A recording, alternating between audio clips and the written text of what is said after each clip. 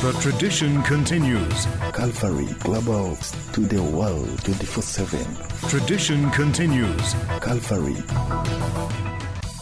Secretary of State Marco Rubio meeting with his Saudi Arabian counterpart, but taking no questions from reporters. Mr. Secretary, what do you intend to achieve tomorrow in your meeting with Russians?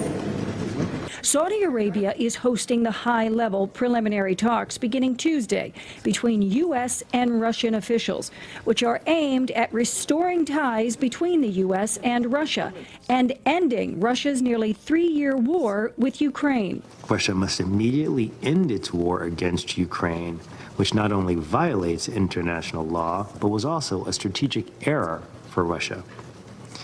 The easy way out is through negotiations now.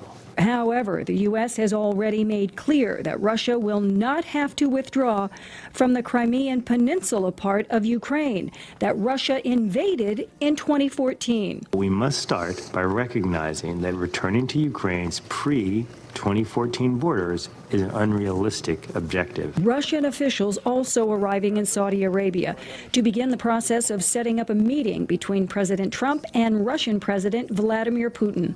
Ukrainian President Volodymyr Zelensky has warned his country will not accept the outcome of the talks if his government is not allowed to take part. Meanwhile, European leaders holding an emergency summit in Paris after they too have been shut out of the talks. British Prime Minister Keir Starmer.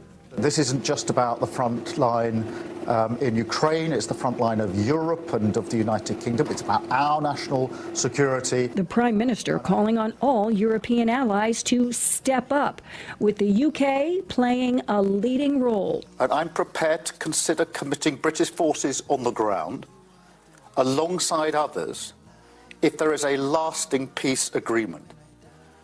But there must be a US backstop, because a US security guarantee is the only way to effectively deter Russia from attacking Ukraine again.